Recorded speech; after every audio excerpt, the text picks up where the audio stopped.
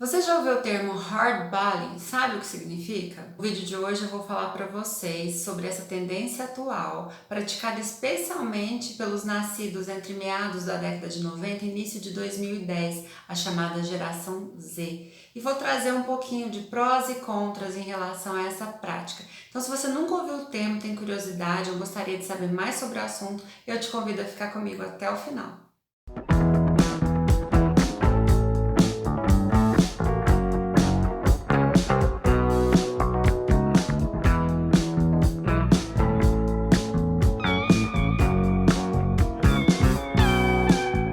Se você é novo aqui no canal, eu sou a Melissa, sou psicóloga e aqui eu trago assuntos diversos sobre família, relacionamento, desenvolvimento pessoal. Enfim, se você gosta dessas temáticas, eu te convido a se inscrever agora no canal, ativar o sininho e ficar de olho porque tem vídeo novo toda semana. Mas agora vamos ao tema hard body e o que isso significa de verdade. Nada mais é do que um comportamento de sinceridade logo no início, nos primeiros encontros, às vezes até antes mesmo de o primeiro encontro acontecer. Aqui em Minas, né, gente, a gente poderia falar que é ir direto ao ponto, jogar as cartas na mesa, deixar de enrolação. Se você conhece alguma expressão que poderia facilmente encaixar aí na tradução do termo hard balling, coloca aqui nos comentários. Por que eu tô falando que é deixar claro um comportamento de sinceridade que pode acontecer inclusive antes do primeiro encontro? Sim, nos sites, nos aplicativos de relacionamento, tem as opções, né, de colocar qual a intenção. Então, muitas pessoas, antes do primeiro encontro, já ali na conversa, já no perfil, deixam claro quais as expectativas e intenções com aquela relação. É uma noite apenas, diversão? É um relacionamento mais sério, um namoro? Então, são esses parâmetros, né, que as pessoas colocam lá, essas exigências, essas intenções e expectativas em relação aos outros, a fim de tentarem minimizar possíveis erros e descompassos, perdas de tempo. É como aquela opção que a gente encontra hoje em todos os aplicativos e sites de compras, inclusive, né, filtrar, no qual a gente coloca exatamente o que a gente espera daquele produto. Então, a minha intenção hoje aqui não é trazer um julgamento em relação à prática, no sentido de declarar o que é certo ou errado, prejudicial ou não, mas trazer reflexões para que a gente pense sobre isso e o que isso significa. Então eu vou trazer 5 pontos positivos em relação a essa prática de sinceridade e 5 pontos para a gente refletir. Então vamos aos pontos positivos, e o primeiro é de fato economizar tempo e dinheiro.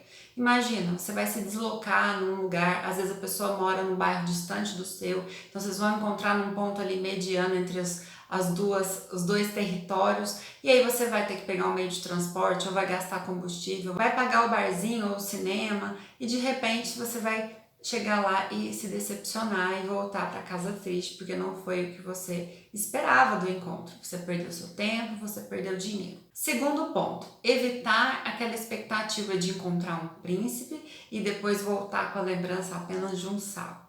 Então, se você já fala, se você tem uma intenção, às vezes você gostou muito do perfil no aplicativo de relacionamento, achou a pessoa bonita, parece que é legal, o que ela gosta você também gosta, mas você está interessada em namorar. Só que a pessoa não deixou isso claro lá. Mas a intenção do outro é apenas uma noite, não quer nada além disso. E você vai ao encontro, de novo, paga para ir, né? Paga o barzinho, o cinema, e de repente no meio da noite a pessoa te fala sobre a intenção dela de apenas ficar com você para diversão, por uma noite apenas. Então você volta para casa com a sensação, com a frustração de ter pensado na possibilidade de encontrar esse príncipe encantado e volta com a sensação de ter se encontrado com o sapo. Um outro ponto positivo é a capacidade de desenvolver habilidade de conversar, de comunicação, de assuntos sensíveis, porque você vai ter que falar ali com a pessoa sobre questões que são sensíveis, casamento, filhos, compromisso, e isso é muito legal, né? Que os jovens, especialmente, possam estabelecer esse tipo de conversa. O quarto ponto positivo é que você, fazendo essa seleção, esse filtro, você tem, de fato, a tendência a encontrar pessoas que pensem muito parecido com você, que tenham os mesmos valores religiosos, familiares, que tenham projetos pessoais semelhantes. Então a chance de aquele relacionamento fluir pode ser maior. E o quinto ponto é a responsabilidade afetiva, no sentido de não despertar no outro expectativas que a gente não vai conseguir cumprir. Né? Eu já falei sobre esse tema aqui no canal, vou deixar linkado aqui para vocês. E o hard balling, ele cumpre esse papel de deixar claro as nossas intenções e a pessoa entrar ciente no relacionamento sobre o que nós pensamos, nós esperamos e ela também poder se posicionar. Então esses 5 pontos são muito positivos em relação a essa prática. Agora eu vou trazer 5 pontos de reflexão que para a gente pensar. O primeiro ponto que eu gostaria de destacar é essa busca por uma garantia afetiva, sabe? Um controle de que as coisas precisam ser do jeito que a gente espera.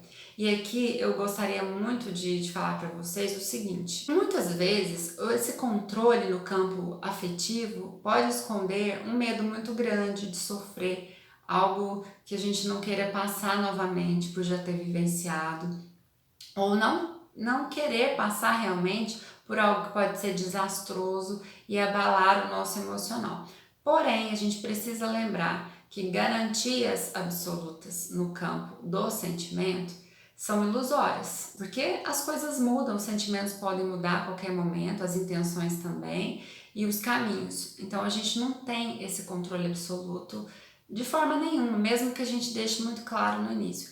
E aqui a decepção pode ser até maior, né? Se eu vou ao encontro, se eu me relaciono com uma pessoa que me prometeu, né, que queria casar, queria ter filhos, me falou no primeiro dia, mas ali no meio do caminho ela muda a rota, né? Ela recalcula e percebe que não é nada daquilo naquele momento.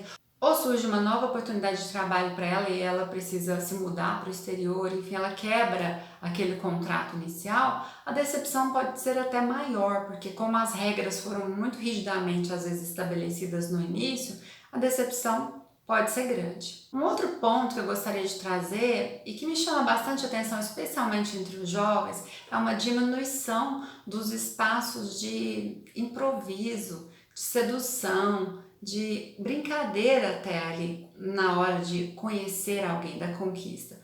Por que eu falo jovens? Porque alguém que já está maduro o suficiente, que já passou por relações, casamentos, né, já andou bastante nessa jornada amorosa, tudo bem querer selecionar, ter critérios mais rígidos, porque já viveu outras experiências. Mas será, né, que esse jovem que está começando agora a ter sua primeira experiência amorosa, entrar num campo que é tão rígido assim, que não tem muito espaço para o improviso, para essa conquista, para pensar depois do que vai ser ou não? Será que de fato não há uma perda aí dessa magia, dessa certa magia da conquista, desses primeiros encontros? Terceiro ponto para a gente refletir, que tem relação com esse segundo, é assim: será que uma imposição de uma certeza muito absoluta no momento da vida que a gente ainda nem sabe quem a gente é, tem uma coerência? Porque assim, né, no início da nossa juventude, será que a gente sabe que a gente quer ter filho ou não quer, que a gente quer casar ou não quer? Ou simplesmente a gente quer se relacionar com alguém de uma forma até a nos conhecer melhor, ver que tipo de pessoa que a gente gostaria ao nosso lado. Então não sei se tantas regras nesse início dos primeiros relacionamentos contribuem, né, para que a relação seja mais legal. O quarto ponto é que a gente restringe, né, com tantas regras e exigências, com esses filtros que nós colocamos, a gente restringe um encontro com pessoas que são diferentes de nós. A gente perde oportunidades de trocas significativas, de pessoas que agreguem a nossa existência, mudando a nossa perspectiva, fazendo a gente pensar de uma outra forma, tendo contato com outro tipo de visão e de vida.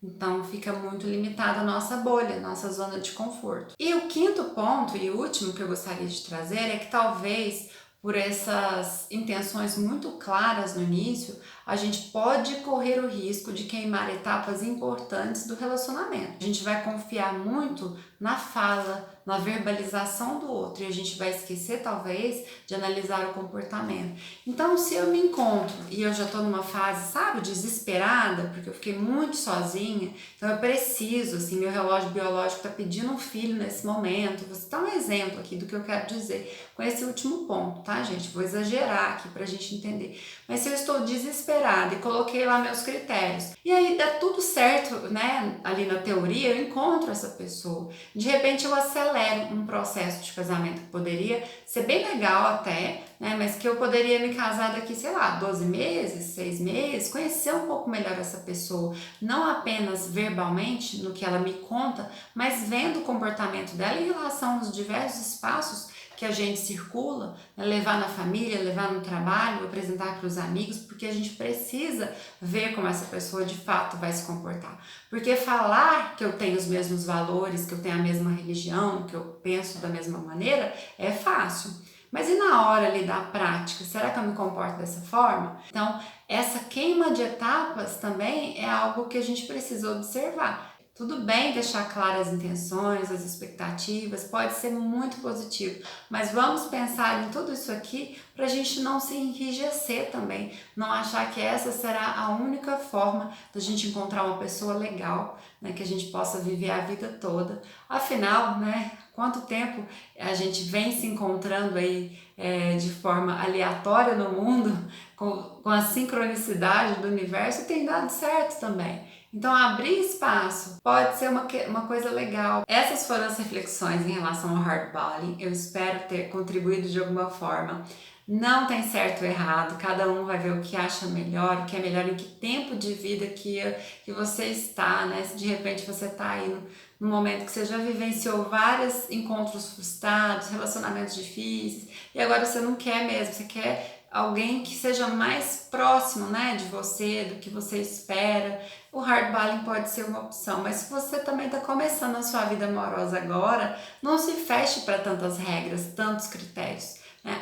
Tenha um pouquinho de espaço para esse improviso, para surpresas que o universo pode trazer para você. Obrigada por assistir e até o próximo vídeo.